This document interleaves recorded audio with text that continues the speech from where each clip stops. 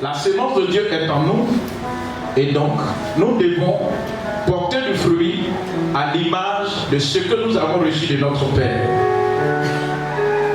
Amen. Gloire à Dieu. Dis à ton frère, tu dois porter de bons fruits. Et chacun d'entre nous, la même manière que lorsque Dieu a créé l'homme, il lui a demandé de se multiplier.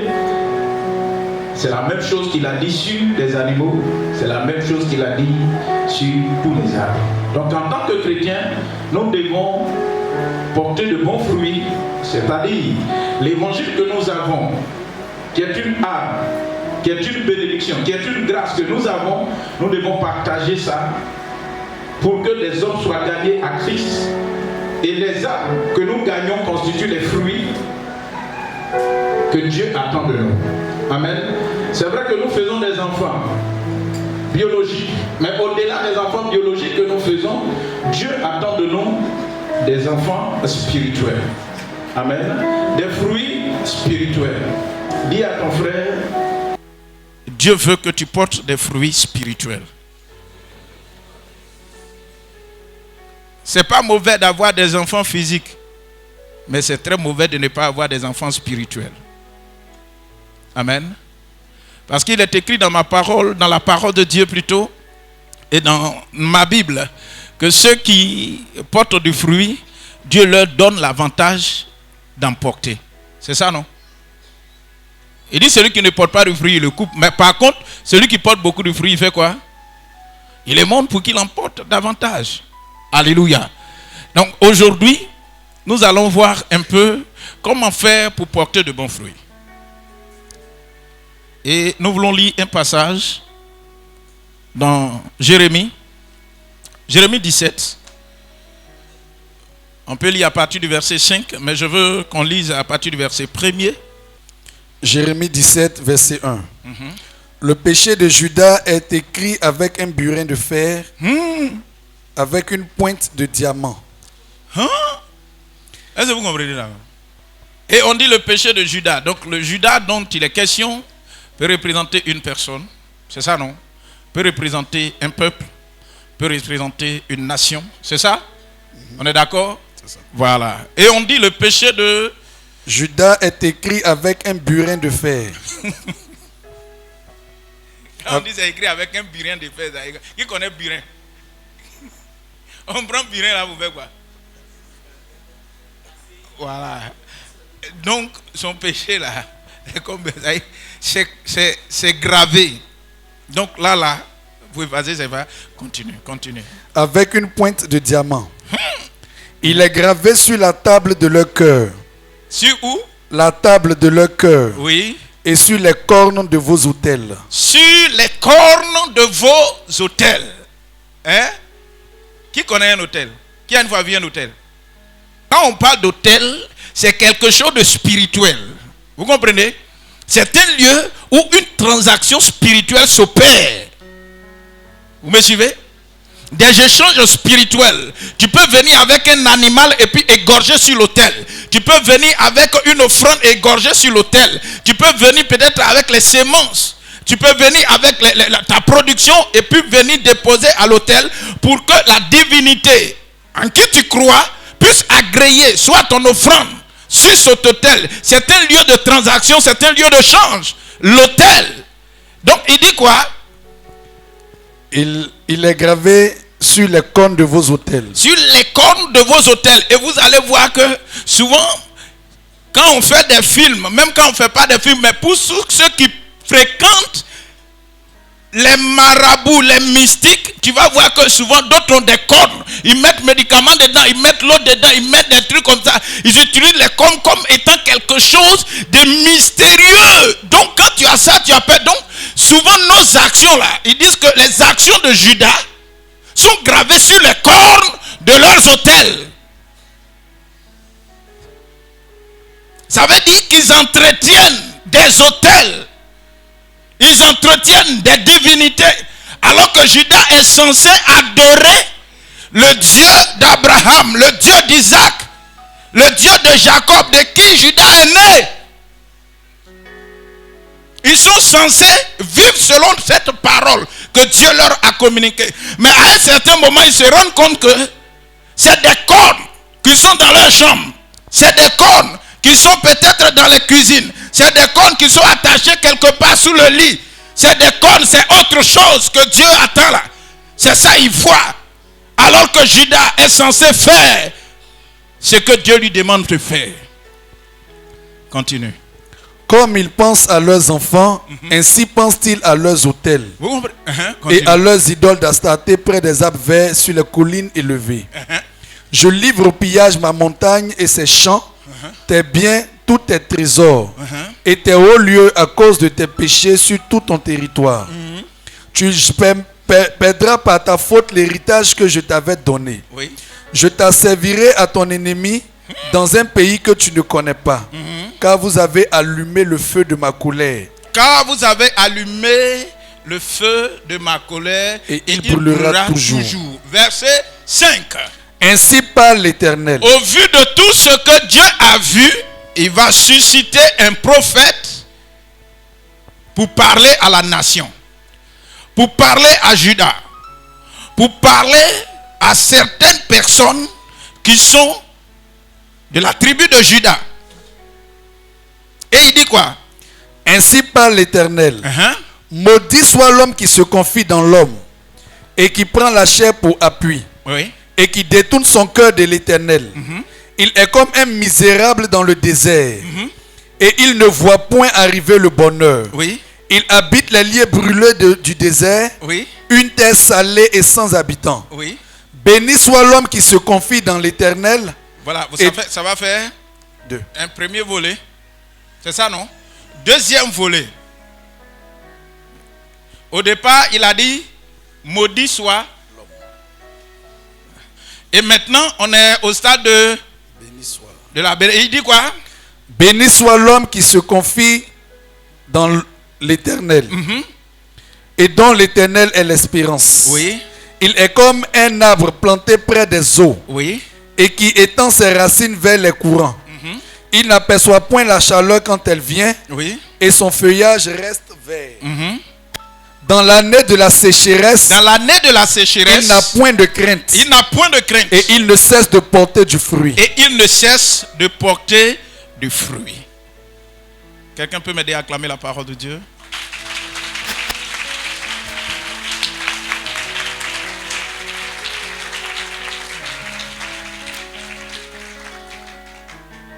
Je suis venu te dire que tout ce que nous faisons, de bon comme de mauvais, il y a des conséquences. Ça va? Il y a des conséquences. Et donc ce matin, je veux simplement t'emmener à comprendre, en utilisant ce passage, sur la base de ce que Dieu m'a révélé, vous dire que Dieu sait que chacun d'entre nous est capable de porter du fruit. Ça va? Mais tes fruits là, soit tu les portes et puis Dieu te regarde. Il est insensible parce que ce ne sont pas les fruits qu'il attend de toi. Soit tu les portes et les fruits, quand il les regarde, il dit effectivement, ça ce sont les fruits qui sont dignes, qui m'honorent. C'est des fruits que j'attends de mon fils, c'est des fruits que j'attends de ma fille. Amen. Et donc, quand vous lisez ce texte, il y a deux choses qui tapent à l'œil. Il y a ce que Dieu attend de nous et il y a ce que Dieu ne veut pas que nous fassions. Ça va? Ça va? Donc, nous voulons aller étape par étape. Qu'est-ce que Dieu ne veut pas que nous fassions? Parce que selon le texte, un peu plus haut, il a commencé à détailler l'attitude, le comportement de Judas. Et à partir de cet instant, il s'est arrêté et puis il a dit, maudit soit. Donc avant que la malédiction ne vienne, avant que Dieu ne maudisse, il a pris le temps d'observer. Il a pris le temps de regarder. Il a pris le temps de voir certainement qu'il va avoir changement. Certainement que ce monsieur va me comprendre. Certainement il va changer d'attitude. Certainement il va changer de caractère. Donc Dieu prend du temps pour observer. Et quand il voit que nous persévérons dans ce qu'il ne veut pas et dans ce qu'il n'attend pas de nous, et à partir de cet instant, il prend d'autres décisions. Et il dit, maudit soit. Amen. Donc ce que Dieu ne veut pas que vous et moi nous fassions, Dieu ne veut pas que toi et moi nous plaçons notre confiance en un homme. Il dit, maudit soit quiconque place sa confiance en un homme. Je veux que tu lises dans Psaume 146, verset 3.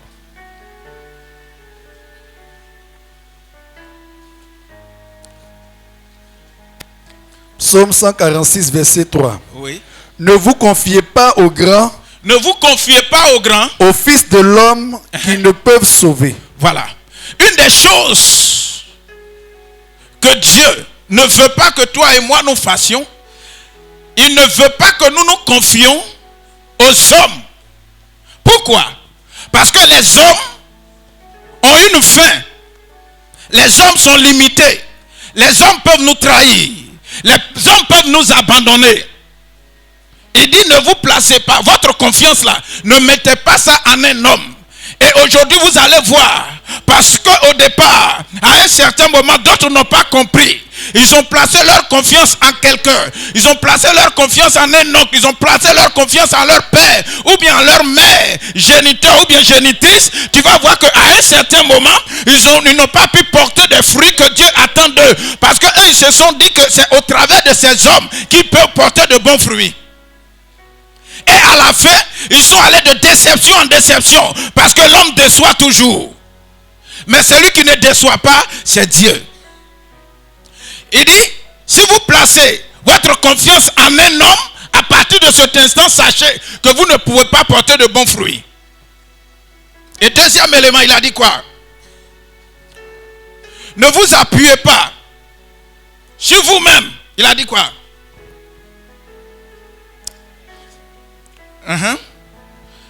Il dit, maudit soit l'homme qui se confie en l'homme. Et puis il dit qu'il prend pour appui sa chair. L'homme qui prend pour appui sa chair. Amen. L'homme qui prend pour appui sa propre chair. Ça dit que celui qui a tellement confiance en lui-même. Je veux que nous lisons, quand on dit l'homme qui prend pour appui sa chair, je veux que nous lisons dans Romains chapitre 12.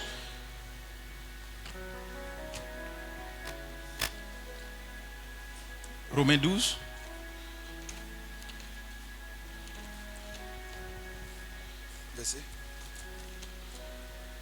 Verset 3. Par la grâce qui m'a été donnée, je dis à chacun de vous de n'avoir pas de lui-même une trop haute opinion, mais de revêtir des sentiments modestes selon la mesure de foi. Il dit, je suis en train de vous dire, vous qui me servez, vous qui êtes toujours dans ma présence, une des choses que je vous recommande, n'ayez pas une haute opinion de vous-même. Ça va? N'ayez pas une haute opinion de vous-même. Parce que celui qui a une haute opinion de lui-même, c'est un homme orgueilleux.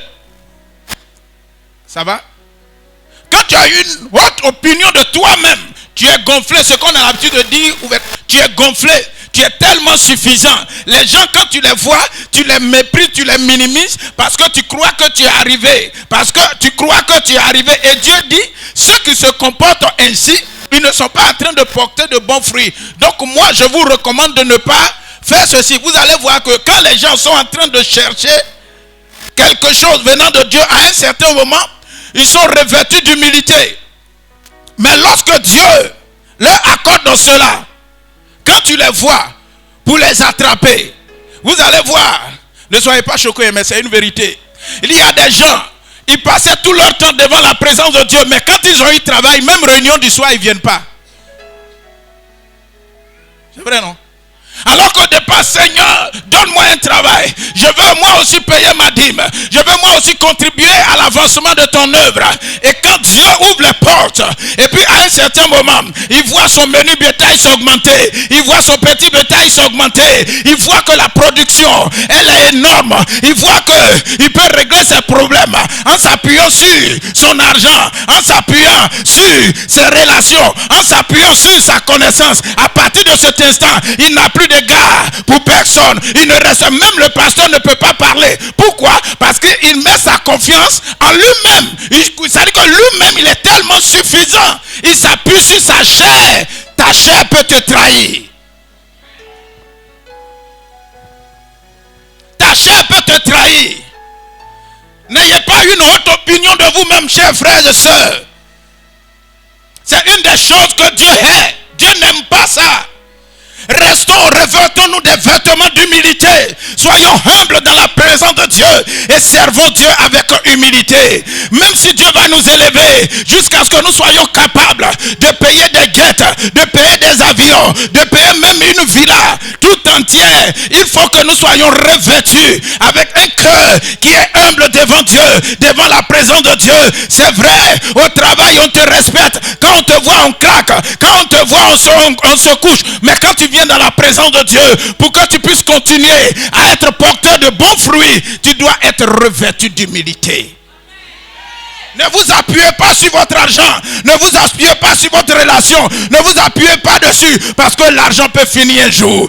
Les hommes peuvent vous abandonner, mais celui qui peut jamais t'abandonner, c'est Dieu. Il te donne ses conseils ce matin. Soyez porteur de bons fruits, des fruits d'humilité. Et il dit quoi? Ce que nous ne devons pas faire. Vous pouvez noter aussi Jacques chapitre 4, verset 6. Dieu résiste aux orgueilleux, mais il fait grâce aux humbles. Et Jacques chapitre 4, verset 10 dit quoi? Jacques 4, 10. Humiliez-vous devant le Seigneur et il vous élèvera. Humiliez-vous devant le Seigneur et il vous élèvera. Dieu va vous élever si vous vous humiliez devant lui. Amen. Et quand quelqu'un est trop suffisant, il n'est pas prêt à s'humilier devant Dieu. Ça va? Vous me suivez? Je vous encourage, frères et sœurs, que ces paroles, au lieu que notre péché soit gravé avec des burins de fer, c'est comme ça il a dit, non? Il faut que nos bonnes œuvres soient gravées dans la mémoire de notre Seigneur avec des burins de fer. Les fruits dont il est question, c'est le caractère que tu développes. C'est le comportement que tu développes. Ce que tu manifestes, ce qui est caché en toi. Et que de loin on te regarde et puis on peut t'identifier par rapport à ça. C'est ça. Quand tu comptes sur ta propre chair, même ton langage vis-à-vis de ton prochain, tu n'as pas besoin de contrôler. Parce que tu te dis que celui qui est en face de toi, il ne représente rien. Mais aujourd'hui, je peux ne pas représenter quelque chose. Mais parce que je suis en relation avec Dieu, si je fais la volonté de Dieu, demain, devant Dieu, je représenterai quelque chose. Certainement, on va se voir dans 2 ans, dans 5 ans, dans 6 ans, dans 7 ans. Je sais que Dieu...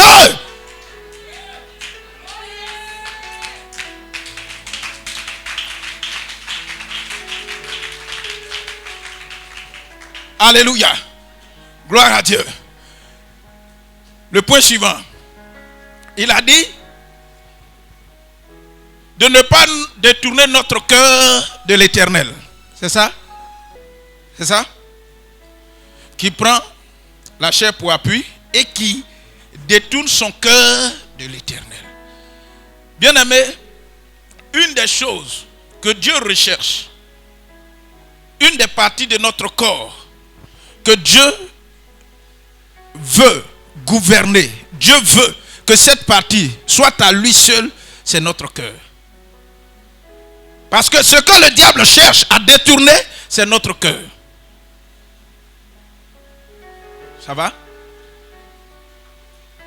Et dans notre cœur, l'intérieur de notre cœur, il y a beaucoup de choses qui peuvent se passer. Et Dieu ne veut pas que toi et moi, que notre cœur se détourne de lui. Ça va? Si notre cœur se détourne de Dieu, vous allez voir que ce que Dieu ne veut pas, c'est ça qu'on va faire. C'est ce que Judas a fait. Le cœur de Judas s'est détourné de Dieu.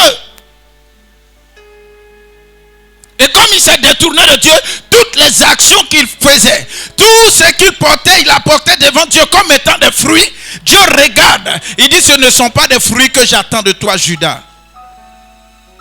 Et comme tu as préféré te confier en l'homme, tu as préféré bâtir des autels, même des cornes sur lesquels tu écris même ton histoire. Ça dit que tu as placé ta confiance en ces choses. Mon Dieu, je vais te maudire. Voilà ce que je vais faire, voilà ce que je vais faire, voilà ce que je vais faire. Et donc vous allez voir que quand quelqu'un détourne son cœur de Dieu, et que Dieu n'est plus présent, Dieu ne le dirige plus, Dieu ne le guide plus, il y a des choses qui lui arrivent. Quand vous regardez bien et que vous suivez bien, Dieu, même quand il a fini de créer le monde, il a fait le bilan. À un certain moment, il a placé le jardin. Et quand il a construit, il a mis le jardin en Éden. Il a mis l'homme. Il a dit, tu peux tout faire. Je te donne la liberté. Mais ta liberté se limite au milieu de l'arbre que j'ai mis plutôt, l'arbre que j'ai mis au milieu du jardin. Tu ne dois pas manger. Parce que le jour où tu mangeras, tu mourras. Vous savez, vous devez comprendre Dieu. Que Dieu nous a créés pour nous faire du bien. Pour que nous manifestons sa gloire. Mais lorsque nous ne faisons pas la volonté de Dieu, il y a des conséquences qui sont rattachées à cela. C'est cet aspect-là. Nous prêchons, tu seras béni, tu seras béni, tu seras béni.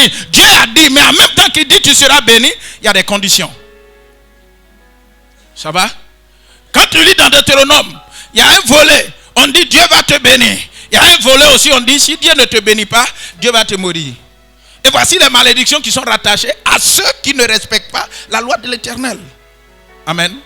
Donc quelqu'un qui se confie en l'homme, quelqu'un qui prend appui sur sa chair, quelqu'un dont le cœur est totalement détourné de Dieu, il est gonflé, quand on le regarde même, il croit qu'il est arrivé alors qu'il n'est même pas arrivé quelque part.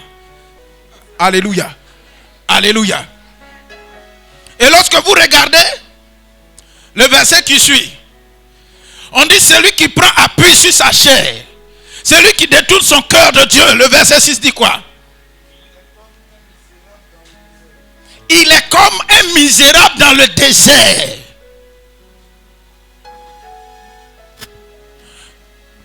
Bien-aimé, il est comme un misérable dans le désert. C'est-à-dire que la misère qui est rattachée à sa vie est telle que le stade de misère est dépassé, mais on voit sa vie comme étant une vie de désert. Est-ce que vous suivez bien? Il est comme un misérable. Non seulement tu es misérable, et puis tu te retrouves dans un désert. Le fait que tu sois dans le désert même attire la misère. Ça va? Le fait que tu sois dans un désert, ça attire la misère. Mais maintenant, tu as commencé par la misère et puis tu te retrouves dans le désert. Mais je refuse que cela t'arrive au nom de Jésus. Toi, amen, là, c'est un amen qui est un peu façon. Je refuse que tu sois dans le désert. On dit, il est comme un misérable. Refuse d'être misérable, frère. Il est comme un misérable qui se retrouve dans le désert. Il est comme qui encore? Il ne voit point arriver le bonheur. Il habite les lieux brûlés. Non, attends. Il ne voit même pas arriver le bonheur. Sa condition est tellement difficile au point que ce qu'on appelle bonheur, il ne voit jamais ça arriver dans sa vie. les autres se réjouissent parce qu'ils sont dans le bonheur, lui, pendant qu'il s'assied, on dit le bonheur est à 2 pas de lui. Quand il fait comme ça, qu'est-ce que le bonheur fait? Il s'en va. Il dit non, on attend. Le bonheur se trouve à gauche et puis il s'en va à gauche. Qu'est-ce que le bonheur fait? Il s'en va.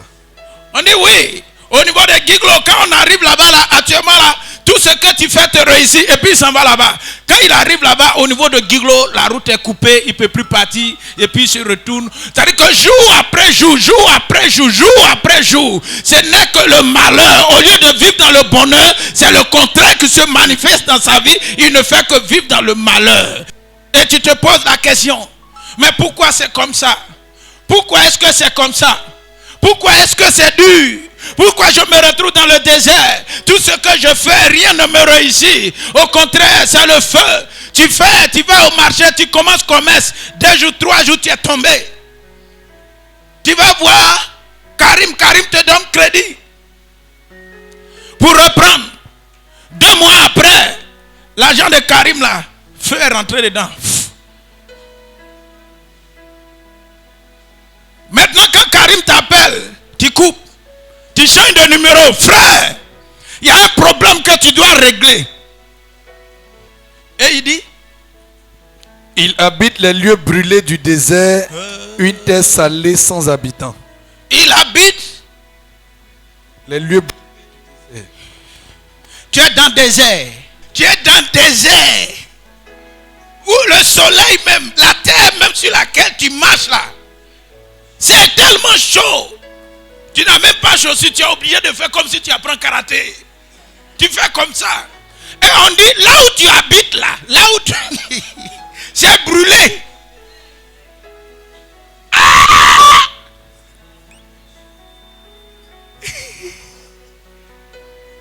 Et puis non seulement ça, tu te rends compte qu'autour de toi, la terre, tu crois que devant là-bas, ça sera un peu... Et puis au fur et à mesure que tu avances, la terre est remplie de sel. C'est salé. Qu'est-ce qui peut pousser dans le sel? Qu'est-ce qui peut pousser dans le sel? Sel, même si tu m'aimes beaucoup, tu as attention.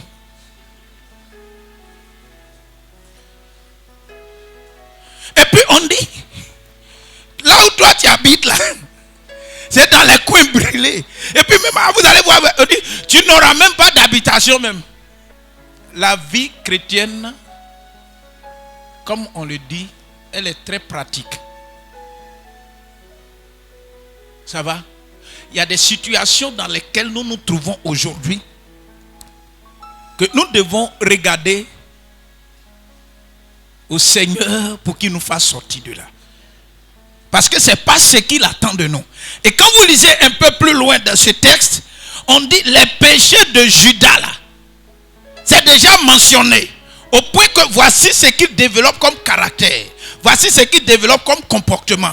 Donc moi, Dieu, j'ai pris la décision pour qu'il vive cette vie de misère, cette vie difficile, cette vie brûlante, cette vie où il n'y a pas de joie, il n'y a pas de paix. Vous me suivez?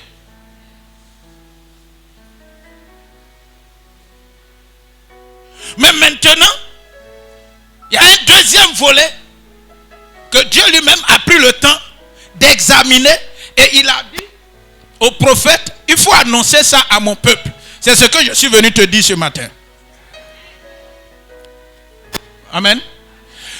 Si vous et moi, nous ne nous appuyons pas sur nous-mêmes, ça va?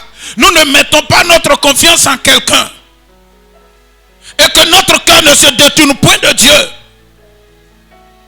et que nous ne sommes pas orgueilleux, nous ne sommes pas gonflés et que nous prenons Dieu comme appui. Il y a des choses excellentes que Dieu a réservées pour chacun d'entre nous. Il y a des choses excellentes que Dieu a réservées pour moi et puis pour toi. Mon frère, aide-moi.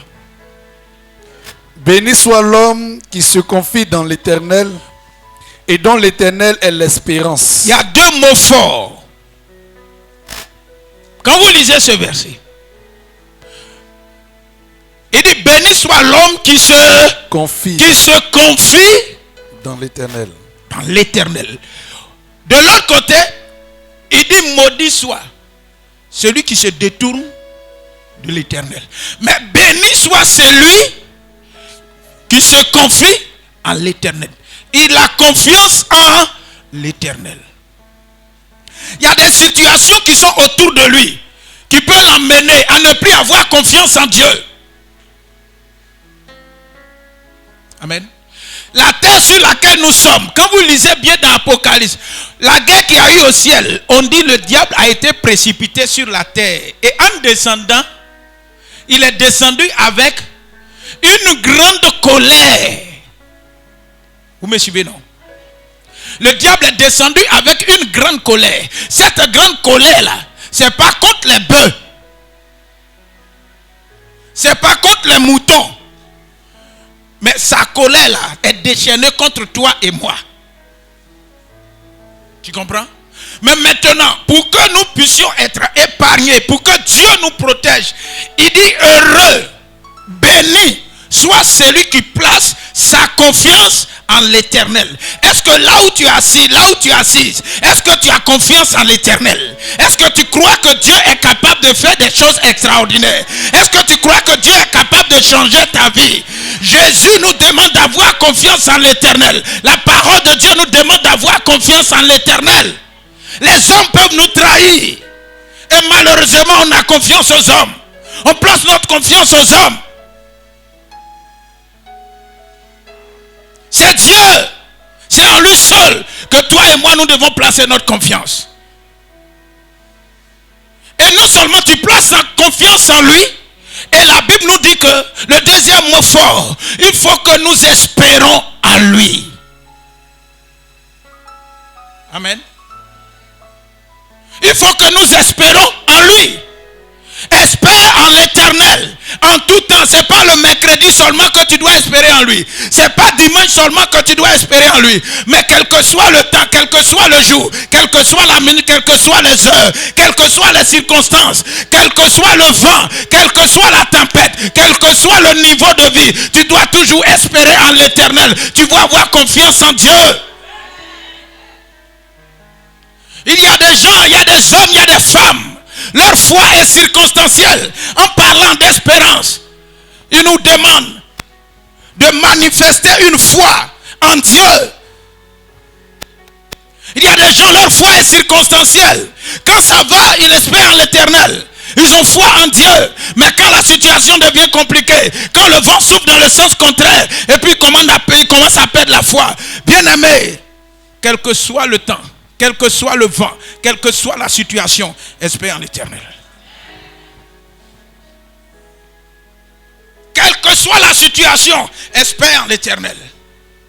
Même quand les gens sont en train de mourir en cascade, il faut que tu saches que toi tu ne vas pas mourir. Le temps de Dieu n'a pas encore sonné pour toi. Tu ne vas pas mourir dans ces temps-ci. Si on dit il y a des maladies, c'est en train de régner. Il faut que tu saches que toi Dieu va t'épargner parce que tu es un homme qui marche selon la volonté de Dieu. Amen. Place ta confiance dans l'Éternel et foi en lui. Je ne sais pas ce que tu traverses comme situation. Mais ce que Dieu m'envoie te dire, c'est que tu dois placer ta confiance en l'Éternel. Ton lendemain est entre les mains de l'Éternel. Alléluia. Tu es en train de vivre une situation difficile. Tu es en train de dire Dieu m'a oublié. Je suis venu te dire Dieu ne t'a pas oublié. C'est une preuve, c'est un temps, c'est un moment. Mais tu ne vas pas faire 40 ans dans le désert. Il va arriver un temps, Dieu va faire venir des anges. Ils vont te faire rentrer dans un lieu de paix, dans un lieu de joie, dans un environnement de gaieté au nom de Jésus. Tu as compris? Ne désespère pas. Ne désespère pas. Ce que Dieu a dit qu'il va faire, il va le faire. Soit dans la volonté de Dieu, soit dans le plan de Dieu. Et les choses, tu les verras s'accomplir dans ta vie. Arrêtons d'accuser les autres. Souvent, à un certain moment, il faut te poser la question. Est-ce que moi-même, je prends la décision, je prends la résolution de changer? Si tu es quelque part et que la terre est salée et que rien ne produit, frère, Tu t'assois, tu dis Dieu, montre-moi. Béni soit l'homme qui se confie en l'Éternel et dont l'Éternel est son espérance. Si vous et moi, pendant que nous sommes en train de parler, pendant que nous sommes en train de vous encourager à ouvrir votre esprit, si votre cœur, votre esprit se rattache à l'Esprit de Dieu, votre cœur se rattache à la parole de Dieu, et que nous nous détournons de nos mauvaises voies, et que nous prenons la décision de suivre Dieu, de marcher selon la volonté de Dieu, selon les principes de Dieu, regardez ce que Dieu a prévu pour toi et pour moi. Amen. Hier, Judas était frappé de malédiction. Judas était frappé de toutes ces choses. Mais Dieu dit, parmi eux tous, voici ceux qui se disposent, qui se distinguent, qui se mettent à part. Voici ce que j'ai prévu pour ceux-là. Alléluia. Le fruit, ou bien les fruits que j'attends, regardez. Lisons à partir du verset 8. Il est comme un arbre planté près des eaux. Celui qui espère en l'Éternel, celui qui place sa confiance en l'Éternel, l'homme, si vous et moi, nous plaçons notre confiance en l'Éternel, si nous espérons en l'Éternel, voilà à qui nous ressemblons. Un arbre planté près des eaux. Nous sommes comme un arbre planté près des courants d'eau. Vous comprenez? Il y a des lieux, il y a des endroits que Dieu veut que nos pieds atterrissent. Vous comprenez? Il dit, celui qui place sa confiance en l'Éternel, sa vie sera la vie, va ressembler à un homme. Il va ressembler à un homme qui se tient auprès d'un courant d'eau. Quand un arbre est planté près d'un courant d'eau, qu'est-ce qui se passe? Lis. Et qui étend ses racines vers le courant. Quand tu es planté près d'un courant d'eau, là où tes racines vont là, tes racines vont vers l'eau. Amen. Vont vers l'eau. L'eau représente quoi? La vie. L'eau représente la vie. L'eau représente la présence de Dieu. L'eau représente Dieu. Amen. Quand de l'autre côté on parle de sécheresse, on parle de misère, on parle de désert, on parle de désolation, on parle du feu qui vient, qui brûle, on parle d'une vie qui est salée jusqu'à donner des maladies, où nous n'avons pas d'habitation, où nous n'avons pas de lieu de repos, où on ne sait pas où se réfugier et que les gens nous rejettent. La Bible dit, celui qui place sa confiance en l'Éternel, il est semblable à un arbre qui est planté près d'un courant d'eau. Ses racines vont très en profondeur et ses racines sont continuellement arrosées. Et lorsque tes racines sont continuellement arrosées, regarde, tes racines les hommes ne voient pas. Tes racines les hommes ne voient pas, mais c'est Dieu qui voit. La profondeur des racines, l'homme ne peut pas percevoir, mais ce que l'homme peut percevoir, ce sont les feuilles. Ce que l'homme peut voir et puis apprécier ta vie, ce sont tes feuilles. Ça va? Les racines sont dans les profondeurs des eaux. Les racines sont continuellement arrosées. Et quand les racines sont continuellement arrosées, il y a un frère qui me plaît, il a dit, pasteur, regarde, moi dans ma famille là, c'est tellement compliqué. Il n'y a pas assez de chrétiens. Donc quand je suis avec toi là, si je suis en train de poser un pas, et que tu sais que ça peut me causer préjudice, il ne faut pas attendre demain pour me reprendre. Il ne faut pas attendre après demain pour me reprendre. Parce que je sais les réalités qui sont dans ma famille. Contrairement à d'autres qui disent, si le pasteur sait que je vis comme ça, c'est pas bon. Donc, et ils se cachent. Ils ne savent pas qu'en faisant cela, ils sont en train de s'éloigner. Leur racine est en train de quitter la présence là où l'eau vient. Parce qu'il y a des choses que les hommes ne voient pas, mais Dieu voit. Il y a des hommes, il y a des choses qu'un arbre peut-être ressent. Mais ses racines, avant que ses feuilles soient affectées, ça commence déjà à la racine. Ça commence déjà à la racine. Et quand tes racines ne reçoivent pas de l'eau, quand tes racines ne reçoivent pas de l'eau, ce que les gens vont voir, tout de suite, tes feuilles vont commencer à jaunir. C'est ça, non? Et après, qu'est-ce qui se passe? Ça tombe. Et quand ça tombe, tu deviens fiaka. Et puis le soleil te tape. Et puis après, tu deviens. Mais pour quelqu'un qui craint l'Éternel, la Bible dit, même quand la chaleur va venir, il n'est pas inquiet. Ça va? Il n'aperçoit point la chaleur quand elle vient. Quand la chaleur vient, lui-même, il ne sait pas. Pourquoi? Parce que ses feuilles démontrent de ce que ses racines sont sérieusement en profondeur. Et Dieu, la parole de Dieu vient l'arroser continuellement. La parole de Dieu vient l'arroser.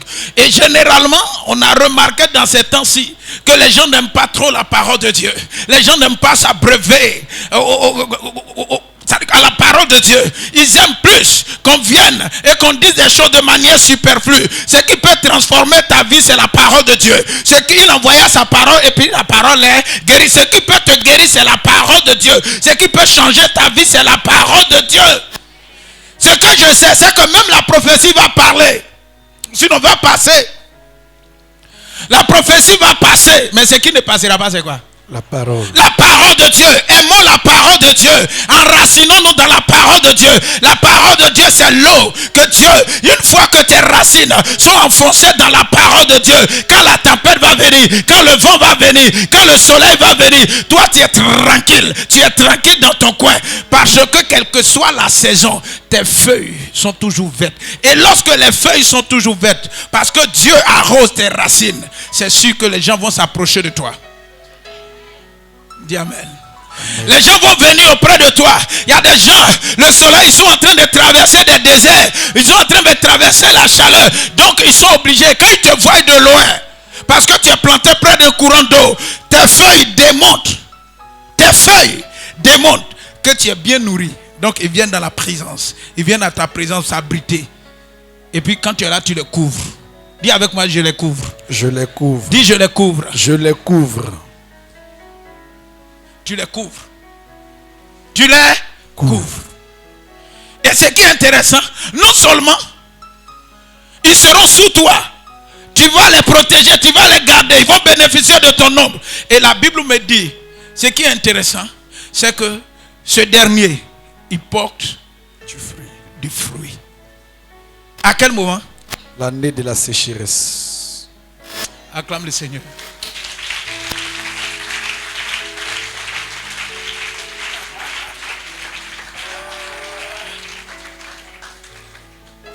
Je voulais dire à quelqu'un ce matin, Dieu t'a appelé ici ce matin pour faire de toi un porteur de fruits. Tu vas porter des fruits au nom de Jésus. Tu vas porter des fruits excellents au nom de Jésus. Cela ne va pas dépendre de toi, mais cela va dépendre de tes racines. Si tes racines sont dans la parole de Dieu, dans la vérité biblique, c'est sûr que tu vas porter de bons fruits. Tu vas porter de bons fruits. Même au marché, tu vas porter du fruit. Même au plateau, tu vas porter du fruit. Même dans les champs, tu vas porter du fruit. Même au village, quand tu seras là-bas, tu vas porter du fruit. Les gens verront tes feuilles de loin et ils vont s'approcher. Et quand ils vont s'approcher, ils vont voir que tu portes des fruits. Au-delà des feuilles qu'ils voient, il y a des fruits qui sont en toi. Il y a la sémence de Dieu en toi. Il y a la sémence de Dieu en toi. Il y a des bons fruits. Non seulement ils vont voir tes fruits, ils vont cueillir, ils vont manger, ils seront rassasiés. Et sous toi, ils vont être en paix. Ils vont être en paix parce que Dieu, l'Éternel, est avec toi. Alléluia. Je suis venu te dire ce que Dieu, comment faire pour porter de bons fruits, c'est de placer notre confiance entièrement en l'Éternel. Confions nos projets à l'Éternel. Amen. Il y a des gens qui font des choses sans confier ça à Dieu. Frère, quand vous lisez dans Lévitique, Dieu va appeler son serviteur Moïse. Et il va dire Moïse, Aaron et sa descendance vont servir dans le sacerdoce. Ils vont s'occuper du sacerdoce. Mais une des choses que tu dois leur dire, Aaron et les Lévites, tu dois leur dire, que quand ils seront à Canaan, tout ce qu'ils vont obtenir, que cela soit consacré à Dieu. Amen.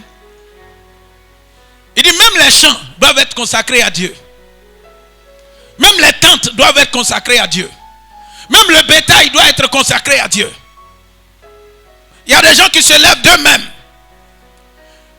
Par la grâce de Dieu, Dieu leur donne d'avoir un terrain. Mais leur pasteur ne sait même pas qu'ils ont terrain. Et puis ils s'en vont construire. Alors qu'il est écrit dans ma Bible que même la terre, la propriété doit être consacrée à l'Éternel. Demain on est surpris que les gens sont peut-être dans nos maisons et puis ils ne payent pas.